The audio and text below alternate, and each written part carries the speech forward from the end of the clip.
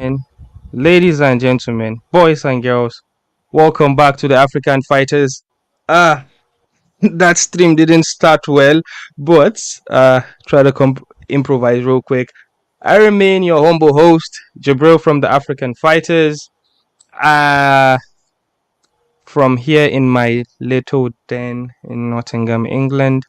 And today, co hosting with me, flying this plane together with me straight out of Lagos City, Nigeria. None other than your boy Toby Aderemi. Toby, what's good?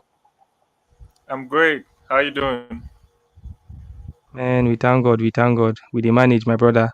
Yeah, how is life in Lagos? Did you go out today? How was the traffic? Life in Lagos is always the same. There's always traffic, so we thank God for surviving. I forgot. I forgot to mention Toby, singer, songwriter, rapper, artist, recording artist. Yes. If you'd want to see stuff about Toby, you could check him out on. Ladoma 21 on all social media platforms.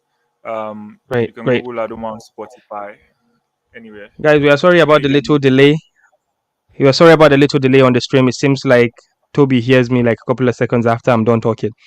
But yeah, without any further ado, we don't really have any little chit chat to ramble about. We are just gonna go straight into it. So it's been an interesting week for fights. The whole week I was in Lagos just last week. I was actually with Toby. We met physically for the first time. We went for the AKO show, which we will talk about in this podcast just down below. Just stick with us. We'll talk about the AKO Championship Season 1, which is the Kamaru Usman MMA promotion. Beautiful event. Toby was there. He spoke to a lot of fighters. Was a bit stressed. I saw you stressed a couple of times. And Toby is freakishly tall. He's about 6'4". So most of the fighters he was interviewing were shorter than him. So that was that was a sight to see. Uh, well, let's talk about the fights that happened last night. Yeah, so last night, the opener of the prelims had the answer. Pun intended. Well, no pun intended. Whatever you're gonna call it. From Zimbabwe through South Africa, now resident of Miami, America, Themba Gorimbo finally got his first victory in the UFC. I think at this point it's safe to say Themba Gorimbo has scored the first victory by a Zimbabwean fighter in the UFC. Remind me if Blood Diamond Blood Diamond has won a fight yet. I think he lost two. I'm not really sure. So Blood Diamond is the guy that comes from CKB in New Zealand. Izzy Adesanya's teammate. He's from Zimbabwe as well. However, Themba Gorimbo made the journey. He's literally an African story. He fought Shibata. Oh crap, guys! I'm sorry. He fought a Japanese fighter. Was it Shibata? Please remind me if I'm wrong. What's his name? Sato. Sato. Something All Sato. I right. don't want to mess up his first name, but Yes. So Themba Gorimbo, unanimous decision victory. He got a knockdown somewhere in the second round. Um, well, you could argue that the ref could jump in, but yeah, it was a I wouldn't say easy victory, but it was like decisive 30-27 in all Georgia's scorecard. First of all, before we dive into the much juicier conversation, which is the things that came after the fight, Themba Gorimbo octagon interview with Michael Bisping, and then backstage press conference. He had a lot to talk about. But before we get into that, tell me how impressed were you, Toby, about his victory tonight or last night? I was really impressed, to be honest. I thought it was a really good win. With someone that comes with so much hype from Africa, a lot of people didn't understand the pressure that was on him, to deliver in the first fight. And we'll get into it later, but I think he kind of crumbled under that pressure. But it's always good to see him, come back, do things the right way. And I don't want to play down this fight too because people say, okay, it was kind of like a smaller opponent or an opponent that was on a three-fight losing streak. But those guys can be very dangerous to fight because their contract basically is on the line, and he managed to handle everything properly and get the win convincingly too. So yeah. Yeah. So big ups to Themba Gorimbo. We would want to see him back in there real quick. So next time, probably get a bonus because we wish him well and we wish him more money. Speaking about money, He needs it. he did speak about money. He shared his page, his bank account. Apparently, on Fight Week, he had only $7 in his account. That is about to change. And he went into it a bit. He mentioned how he struggled coming into the US, how he got rejected by the German embassy for a visa, how he ended up at MMA Masters, how he ended up fighting with Colby Covington. But let's talk about that money aspect. So, would you say it's surprising for you? Would you say it's shocking for you, Toby, to find out that a UFC fighter in the caliber of Themba Gorimbo, former EFC champion, very well traveled, would you say you are surprised that he owns a gym in South Africa? By the way, he has boys that he trains. Would you say you are surprised with what he ended up like revealing that the situation that he had with money? um no, no, not really, because I think I did an interview with I think it was Demate Pena a couple weeks back on the African fighters, obviously, and he gave us a little bit of insight into what the life of an African MMA athlete is all about. And you know, if you look closely at these guys, especially the ones that were born in Africa, they don't really get the backing and the support that they need. But a lot of people claim to support them, like openly, but when it comes to the financial aspect of things, they don't really get the backing and the support that they need. So I think his story will be very similar to other African born fighters that are looking to make it into the Mm. UFC, into other big MMA promotions. So I can understand his story. Yeah, I would say uh I saw a bit of hints about him feeling like he's being backstabbed. Like he made some couple of posts a while ago talking about, oh, you're asking questions rhetorically, like he was speaking about some other people. So I thought maybe I was like, oh, there's fire in the mountain. I didn't know that he was struggling this bad, but I'm really, really happy for him. He mentioned he's going to take some time off. He's going to go back to Zimbabwe or South Africa is sorry. He's going to go spend some time with his family. So yeah, big up to him. And before we just jump away from this, I'm just going to talk about what is in our clickbait. Our clickbait is Themba Gorimbo saying Adesanya is my African hero. Just before the presser ended, he mentioned Adesanya is my African hero and F the African politics. So that is my antennas. Pop, pop, pop, pop, pop. What's going on? It sounded like he's talking about African politics, Adesanya hero. What is he talking about? If if you just put one or two together, you know that he meant the little drama going on between Izzy and Dricus Duplessis. Dricus saying I'm the real African, and then now Pena Themba Gorimbo is taking the side of Izzy, saying Izzy is the real African hero. He also further went on and said um he is looking to be an African hero as well. Izzy inspired him for saying enjoy the moment. I want you guys some fortitude. I can't remember the phrase. Can you remember the phrase when Izzy won his Like last fight against Pereira fortify when your he was mind, something about fortify your fortify mind. your mind, yeah. Well, yeah. So something along that line. He mentioned Izzy inspired him for this victory. So and then yeah, before he dropped the mic, he did actually say F the African politics, which is indicating to trick us to Plessy. Um so now I think this is kind of like you if you can interpret it a couple of ways, right? He mentioned some people in South Africa are not like we're not like showing him love after his first loss. He kind of hinted at his old organization and his old colleagues. So and also now this the fact that he mentioned Easy being the real African hero. Do you think that he is taking the side of Easy versus Dricos when it comes to that whole drama surrounding it. Do you think that's what it is? Because that's what I think. Um, probably. I think so because first of all, if you're listening and you haven't watched the post-fight interview, you probably should. There's a lot to unpack. Um, I think he specifically has issues with the South African, MMA scene in general, in terms of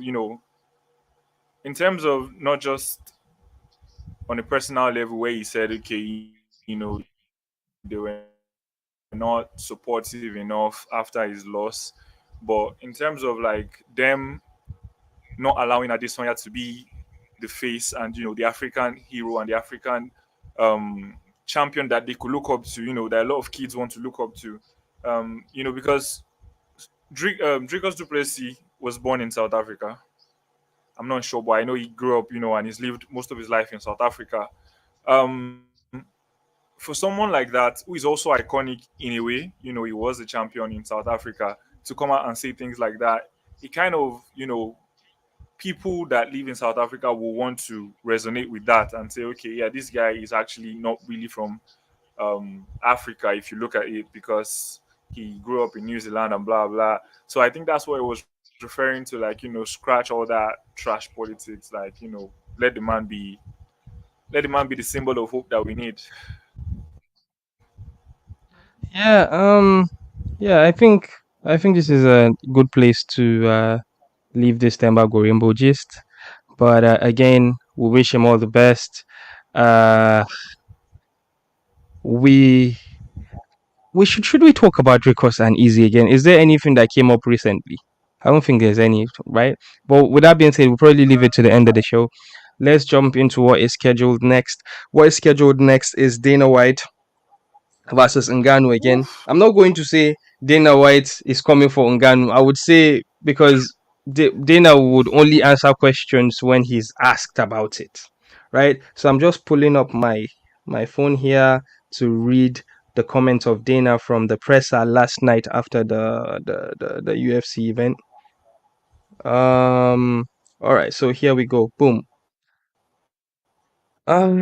So this is what Dana said. I quote: Based on what I know about the deal, which is not much, he's talking about the PFL deal here, so sorry, and PFL and Francis Ngannou's deal. He said, based on what I know about the deal, which is not much, it makes no sense to me. You're going to pay a guy not to fight for a year, and it's already been like 14 months. He's fought 3 times in the last 3 years. It's it's just not what we do here. It's not what we do. And the day that we released him, I knew exactly what was going to happen. Francis wants to take zero risks, doesn't want to take any chances, and he obviously didn't want to take a chance with John Jones. And after we saw what happened with Cyril Gane, I don't blame him. I think the outcome would have been exactly the same. I'm sure most of you do. I'm sure Francis does too. So a lot of people came hard on Dana for this, which, Mhm. well, if you look at the comment section, you would see a lot of people were taking the side of Ngannou here. Before Ngannou, obviously Ngannou has tweeted back at Dana, but we'll get into that. So a lot of people in the comment section look like they're taking the side of Ngannou, and a few that would argue for Dana White will probably sound like, well, he's a promoter, that's what he's got to say. But I would ask you, what do you think about what Dana White said? Farouk, our colleague, was who used a couple of words that I swear words that I cannot use here about Dana White and well, anyways, I'm gonna hear your opinion first. What do you think about what Dana White said about Ngannou and PFL? Okay, so I can I can try and understand where Dana is coming from. I mean, he's coming from a business standpoint. Is when he looks at the deal, is that it's kind of deal that he will absolutely not do, right? And that's the side he's looking at it from. But again, he said some things that I don't agree with. He said Francis was not willing to take any risk, which I feel is really harsh to say. First of all, he was the champion at the time. Why should you ask? Okay, aside from the likes of Israel that will like jump at any fight, and maybe Easy didn't have to do the Pereira fight, but most champions, you you don't expect the champion to be the one to compromise and to be the one to take risks. Um, I don't want to jump into the nitty gritties of the deal that the UFC offered him, but the deal that they offered him only made sense if he could beat John Jones, right? And for me, that doesn't make any sense. Like to offer the current champion, the reigning champion. At that time, I think he had defended the belt against Cyril Gane. I think that was his last fight. To ask somebody who just did that to compromise that much and take that much risk as the champion, it just didn't make a lot of sense to me. And I don't think Dana would have done that to, say Conor McGregor or any other top superstar. So I don't agree with most of what he said, but I can understand, the business aspect of what he's talking about. All right. So yeah. So well, I'm glad I heard you say that. So which is going to take me to read the reply of Francis Ngannou. This just came out a couple of minutes ago before we hopped on here. So Francis Ngannou tweeted. Well, he tweeted 3 points, and I'm reading it from his Twitter page. It's the first line, First, right? his The first, first line. yeah, his first line is, "What is your problem with me?" I almost want to say this with his French accent. Oh, Dana, what is your problem with me? I cannot do it. He says, um, "I completed my contract, was a free agent, and choose to walk away. You didn't release me." That's point number one. Point number two, I hate taking risks. That's why I defended my title to fulfill my contract with no ACL or MCL. Okay, let me read that again. He said, I hate taking risks. It's a question to Dana White. You mean I hate taking risks? That's why I defended my title to fulfill my contract with no ACL or MCL. He's talking about his knee injuries. Remember, if you can remember, he fought Cyril Gane with blown up knees, and well, he turned like a Dagestani and wrestled and won and defended his title before he left. And reason number three, he said, the reason I fought 3 times in 3 years is because you wanted to control my deal and sign a new one basically and freeze me out. I owe these guys 3 fights a year. 3 fights a year. Isn't that what you say? Oh yeah, so he's talking about Dana here. He's saying I owe these guys 3 fights a year. Isn't that what you always say? What happened? I always asked for and never said no to any fight in the last 3 years. Well, when he was with the UFC. I'm finally getting paid and respected. This is the my favorite line. I'm finally getting paid and respected and have a deal that's fair and equal for all parties. Why are you against me being free and happy? So so Francis made a lot of decent points, which would be my comeback as well. But but yeah, as Francis said, Dana, what is your problem with me? So, what do you think about Francis' reply? And before you answer that, I'm just going to give a shout to the guys that are watching us. We got 6 people in the live stream. Shout out to you guys. Please, you can join the conversation. You could drop your comments or in the live chat. We would answer or we would engage with you guys. So just tell us whatever you think about any said topic, and we'll get back into it. Hopefully, you are this part of the live stream, and you will not ask us questions after we've moved forward from this topic. So yeah. So what do you think about Francis Ngannou saying, "Well, I completed my contract. You didn't release me," and the fact that he's saying, "Well, if you're talking about risk, I risked to defend my title." Even though I know what's going on, and we're blown up knees. Basically, what do you think? First thing I have to say is this reply looks very personal. Like Dana is beginning to get on Ungano's nerves big time. Like, okay, so I kind of agree with most of what he said. The whole part of you releasing him was not true. He completed his contract and chose to walk. You offered him something else. He didn't want to sign it. Um, Most of what he said is true. To be fair, he says he's finally getting paid and respected. I like the part of him getting paid, and he's finally getting the respect that the UFC wasn't willing to afford him. So, I mean, Dana should be happy for him. If anything, I think Dana could have avoided a lot of this by just saying, I'm happy for him, or just I don't know, play down the question. But he chose to take a different route, and I think that's very respectable. Ngannou, and Yeah, I'm kind of like happy that yeah. he's Well, defending himself and he's coming out to clear yeah. the Well, air, Ngannou has because always been sometimes vocal. when Sorry to talk over you. Yes, I was just even gonna jump in here. like they get I advantage think your of. connection is bad because he. Can you hear me, Toby? Hello. Okay, so I'm gonna take it from here. So what I'm gonna say Yeah, is yeah, sure. let me just switch the camera to myself now. So to say that Francis Ngannou is scared, again, this is the most ridiculous thing you would ever hear. This is someone that went from Cameroon through Adamawa, Nigeria, through Kano State, Nigeria, went to Niger Republic, crossed to Algeria, crossed to Morocco, crossed to Europe, found his way into Paris, started fighting, and he ended up in America. How can that person be scared? The adversity that guy has gone through, the sleepless nights that guy had in the Sahara Desert. It's crazy to say that someone like that is scared. Um, Wait, but to be well, we've fair, Dana in the interview said that he he doesn't think that Ngannou is scared of him. He kind of like said that that's the media trying to play all of that, but he did say that he thought John Jones would win.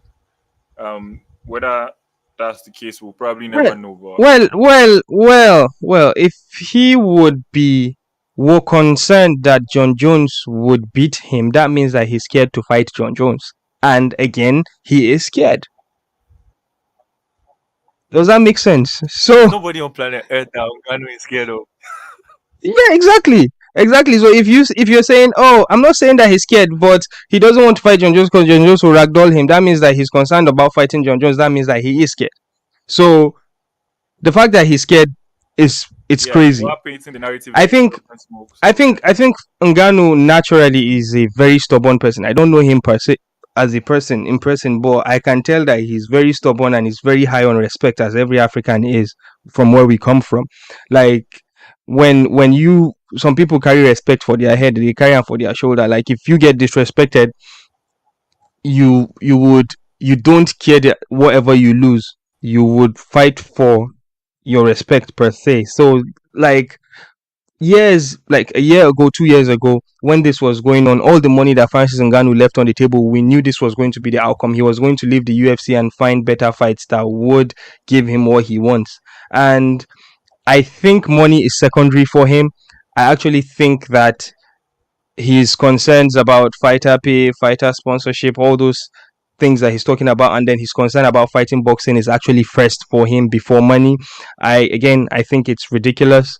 Um, I I want to segue to something now. I'm going to segue to the UFC, the PFL deal that Francis Ngannou has, and we're going to talk about something that affects us directly, we the African fighters here, and obviously descendants of Africa or whatever you're going to call us. Um, yeah, so PFL Africa is part of the deal. Francis Ngannou is going to be the chairman of PFL Africa. Now, me, you, everybody in African fighters, and mostly our viewers are very familiar with the state of African MMA. We know about the EFCs of the world. We know about the AKOs of the world. We know about the IGMBM in Cameroon, One Zone in Uganda. We know about these guys. We know the things that they are doing. We know that MMA is a very, very young sport in Africa. It's growing. EFC, obviously, on top of it. We'll talk about AKO shows that we attended, me and you, in Lagos, Nigeria. But let's stay with PFL Africa. So now Ngannou now being the chairman of PFL Africa, that means that he would have to do a bit of recruitment. That means he has to do like some fighter scouting. He has to worry about logistics, venues, worry about teaching casual fans in Africa how MMA works, which is one of the biggest challenges, mostly in West Africa. We are seeing from likes of OFU and AKO. They are trying to teach the audience what to expect in MMA fans in MMA fights. So like, there's all that challenges. But what do you think? What do you think? First of all, what do you think about the deal, chairman of PFL Africa, and how do you think this is going to impact African MMA at large? I think it's a great deal. I think it's a very, very to have an African icon, fighting wise, like MMA wise, I think Ngannou is up there with the likes of like Izzy and Usman. So to have somebody like that, spearhead your charge into the African market, it can only do great things for you. I'm sure Ngannou is respected by a lot of people in Africa, so he will be able to, get first hand like invites into, okay, that there's that guy, there's someone really promising here, there's someone really promising there.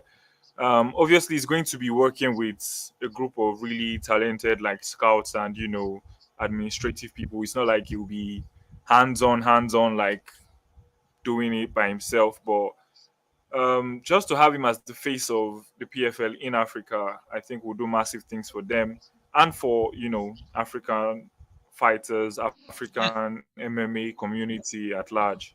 All right, let me jump in here. So I know that the type of Africa, I'm sorry guys, I'm not trying to create segregation, but the type of Africa, or the Africa that Francis Ngannou means for PFL Africa, is like the black part of Africa, which is like the western part of Africa where warriors they come from, where he is from exactly, where Kamaru Usman is from, where Izzy is from. That's like the Africa that he's talking about. So um Francis Ngannou has started a bit of a scouting, because I saw that he has started sliding in the comment sections of AKO, African Knockout, that's Kamaru Usman's MMA promotions. He was like, there was like this fight against Diata versus Musasa. Crazy fight, guys. Get out of your way, go watch this fight. One of the craziest fights you see this year. So it was an amazing fight. I saw Francis Ngannou in the comment section, and that means that he has already started looking. So my thing is, what is going to happen? Do you think he would probably want to like make a deal with these MMA promotions and be like, okay guys, let's have an exclusive deal? So I think UAE Warriors do the same thing. They'll be like, you can do your shows and maybe have like exclusivity, like maybe get fight when fighters fight for you guys, they can fight for us as well, or maybe get fighters to get those MMA organizations to have a clause in their contract to sign fighters that be like, oh, you guys cannot fight for any other promotion except if you're going to go fight for PFL Africa. So I don't know if that could be a thing, but what do you think about my thought process? Um, I think that makes sense. I think that makes a lot of sense. If they can, affiliate with the organizations that already exist in Africa to get some of their fighters, just to test the waters at least, because venturing into a new continent for the PFL, I think they want to just take it gradually, like first of all see what is already happening there, and then they'll take you from there. So yeah, that makes a lot of sense. I think that could work. um Yes, and concerning the Musasa fight, that was crazy. yeah. So I've got one more thing I want to talk about. I saw Francis Ngannou just a couple of weeks ago. He went to Cameroon to watch an MMA fight. He was like the host or celebrity in attendance, or guest chairman in attendance, whatever you are going to call it. But he was like one of the main attractions of the event. It's like IMBGIM. So it's a local promotion. We've got a fighter actually from our management that fought in that organization. So Ngannou was there. I think he has already started, to be honest, because for him to leave whatever he's doing to fly to Africa to go watch an MMA promotion, I think he is actually uh starting the groundworks. What I would say is, I think AKO would be silly if they do not send an invitation to Francis Ngannou for their next show. I believe their next show will be in Abuja in July. If they send him an invitation, I think he would gladly hop on a plane and come and witness like MMA in Africa because of what he's trying to do. So yeah. Uh with that being said, we should go straight into another MMA promotion in Africa. I think this is a great segue because as you can see, ladies and gentlemen, my segue game has been killing today. We're just gonna jump into AKO Championship opening night. So AKO is African Knockout Kamaru Usman's MMA promotion, or the MMA promotion that Usman is involved with. They decided to put a championship tournament or sort of like a Grand Prix or sort of like a PFL regular season, something like that. So apparently you're going to do like 5 events this year, culminating to the grand finale in December. They did their opening nights just last week. I was there in person. Toby was there in person. We witnessed the event. Beautiful event. So I'm just going to give you guys what it looked like. There's been a lot of talk about venues, most especially fight venues, hence why big promotions cannot come, because there are no arenas in Nigeria, because basically Nigeria is not an arena sport type of country. We like football, so we've got stadiums. What this AKO guys did is they decided to make a makeshift stadium or dome. It looked incredible. They decided to do it on the beach. It was incredible to see. Beautiful lights. The cage was there. The lights were bright. The cameras were there, broadcasting on Super Sport, which is the number one broadcast of sports in Africa. They were broadcasting free on YouTube. It was amazing. It was amazing. To be honest, I have nothing to complain about because I've been seeing their growth, the tremendous growth that they've been having. There are a few things maybe they need to change, but so far the positive outweigh the negative. And Toby was there. He was interviewing fighters. Toby, did you get a chance to watch the fights live, or did you have to go home to watch the fights? Tell me what your experience was in AKO opening night. Um, okay, so because I was, running around, I watched the fight live, most of them.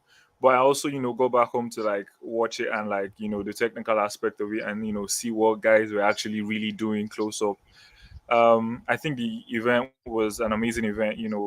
The organizers did an amazing job. It was put together really well. Like you don't see the regular hiccups that you see with like Nigerian shows. It wasn't, there was none of that. Like everything was smooth, and it was a really really amazing event, and a lot of people turned up to watch. So yeah. Yeah, apparently there were no regular tickets left, so it was mostly sold out. So that is a positive. The tickets that were left were the VIP Zoos tables, which Nigeria and table culture is crazy. Um, yeah. So, but can you tell me which fighters stood out to you, or which fight stood out to you? I want to talk about the fighters. Woo. I gotta say Musasa, because I kind of like I Yeah, didn't think he was going to win. I didn't think he was going to win. I'm going to be like straight up. I went for the other guy. Um, okay, we'll get back. We'll get back. I think Big Shark too had a really impressive win, but I was kind of like disappointed with his opponent because he kind of like just folded. crumbled under the pressure. Like, so yeah. But also the main event was a lot of people missed that fight. That fight was like a chess match. It was very very technical. Drame versus I can't place his name right Flex. now. Yeah. So that fight was really technical to see, you know how he was able to use his wrestling to nullify all the big strikes of Drame, and just make sure that Drame carried his weight for most of the fight, and when they got into the latter rounds, it was just gassed. So that was like a really interesting one for me. But I think obviously fight of the night was the Musasa fight. So Yeah, so I would say Musasa and Diata did it for me.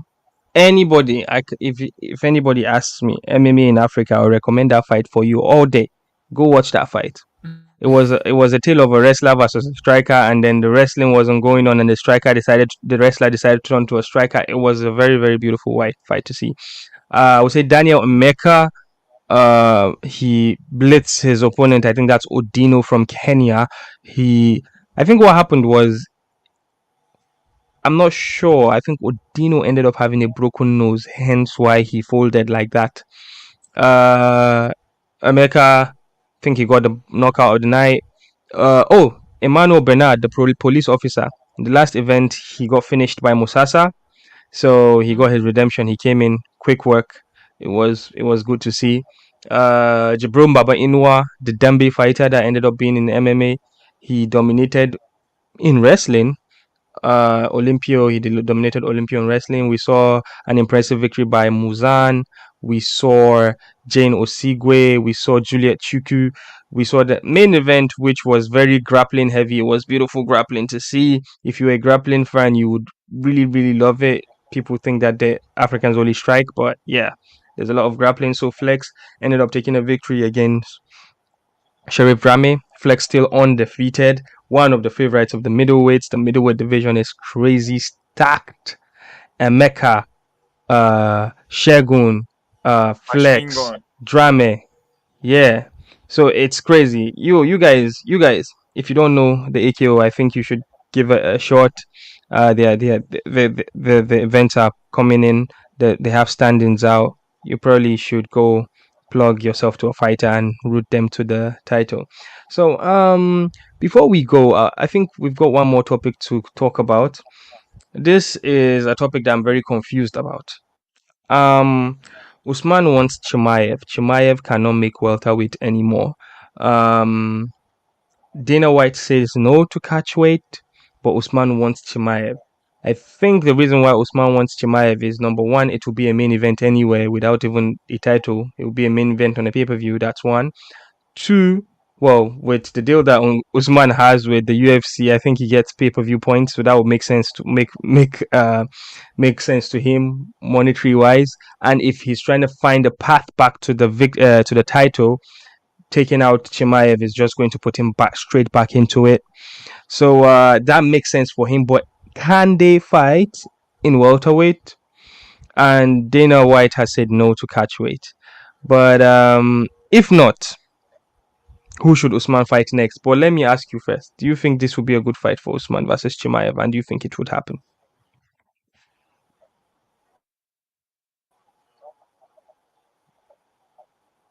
Of course, whether it's going to happen is a difficult question because we know the struggles that Chimaev has with his weight.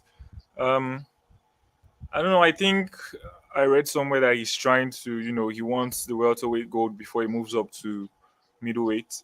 But if he's going to do that, he's going to have to find a way somehow to make weight. Usman spoke about maybe Wonder Boy because, to be fair, he's run through that division already. Most of the names that on that he's beaten most of them already. So for somebody to step up and make it make sense to Usman, it will be a difficult matchup. I'm sure even Dana is having a hard time like finding what to do with Usman. But personally, he said he was interested in Wonder Boy because they're like from the same era. They were supposed to fight, but it never really happened. Would that be as big a fight as the Chimaev one? Right now, I don't think so. But I think Chimaev just has to make weight because I don't see Usman going up to middleweight to make the fight happen. So I think Chimaev just has to calm down if he wants it, and it will be a big payday for him too. So yeah, Yeah. All right. So gosh, the Usman puzzle is very hard to solve because he's kind of like stuck where Kobe was stuck when Kobe lost to him twice. I think if Kobe beats Leon Edwards decisively, maybe I think maybe the fight that makes sense for Kobe is to be like, oh, the person that has only beaten me twice, I'm gonna Marty fake newsman. I'm gonna fight for my, I think that would that would sell, um, because Kobe is not about to gosh, call out Usman. Trust me. how about Shavkat, the guy from Kyrgyzstan, Chimaev. Shavkat, Oh, Shavkat, Sh- oh yeah, yeah. yeah. So that's a guy that I think that I that think I is think Shafka really still has a really lot of really work good. to do. I think he still needs to beat like two or someone at the top five before he get. I think currently Usman is number one on the like Yeah, contender ranking, so yeah. that's like way up there for Shafkat to be aiming for. I think he needs to show something first. I don't know. All right, all right. We would love to see Usman back in there. Would love to see I Usman think back winning Belal the title Mohammed is again. already. I think Belal No, Mohammed I is think confirmed. yeah, I think Belal is just waiting at this point. And if Belal agrees to fight Usman, it's like he's doing a title eliminator for himself. Because I feel like he already has Yeah, got the title shot. If Bilal should fight Muhammad Usman, it's definitely a title eliminator. And to be honest, that's not gonna sell tickets. If I was Usman, I'll just wait in the wings. Like it worked for Kobe, it could work for him to just bide your time until the fight makes sense. Yeah, well, yeah, I guess we'll see. You guys in the comment section, tell us what you think. Um, I guess that's it from me. Uh, you've got anything you want to talk about, Toby? What do you think about the boxing thing with Ngannou? Like a lot of people, I Oh, think, what's the name of Anthony Joshua's manager?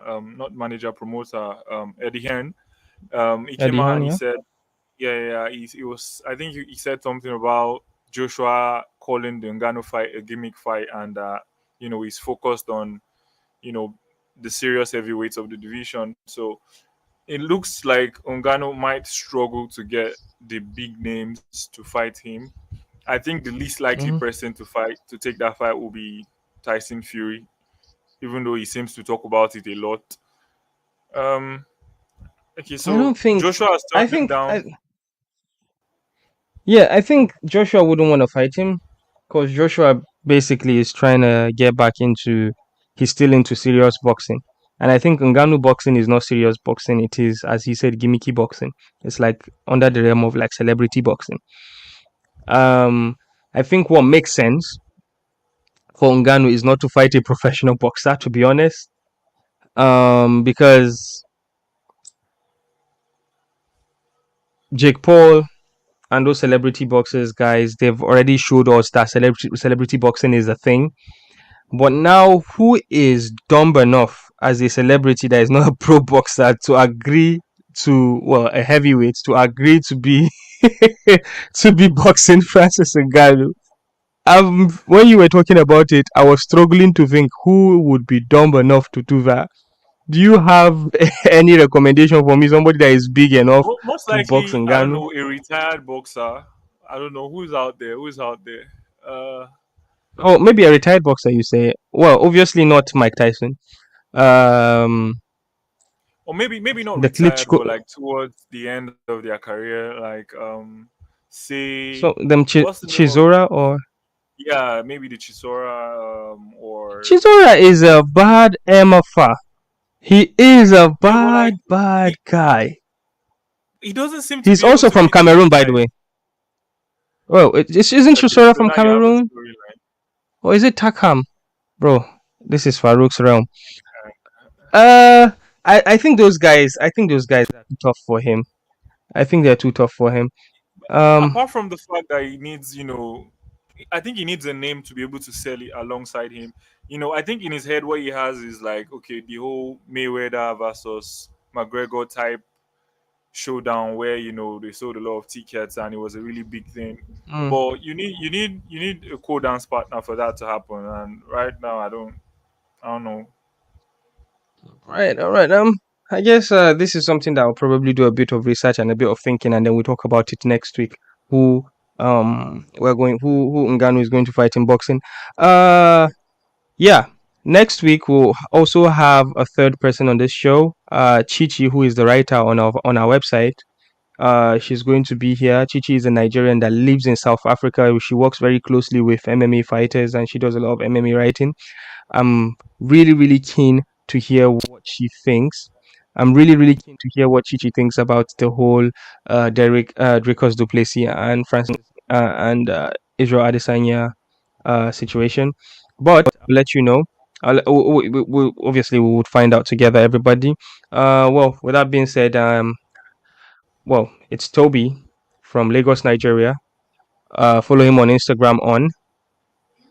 Ladoma 21. Yeah. Jabril from the African Fighters as well. You can follow me on JB underscore Aboki. This has been fun. Guys, like and subscribe and do all the good stuff for us. Before we go, there's one comment in here. He is from Zimbabwe. Oh, yes. So I believe this person is talking about Chisora. Yeah, Chisora is from Zimbabwe. I think Carlos Takam is from Cameroon. Yeah, thanks, guys. Uh, yeah, this has been fun. Like, subscribe, do all the good things for the African fighters. and African fighters. Come on, Africans!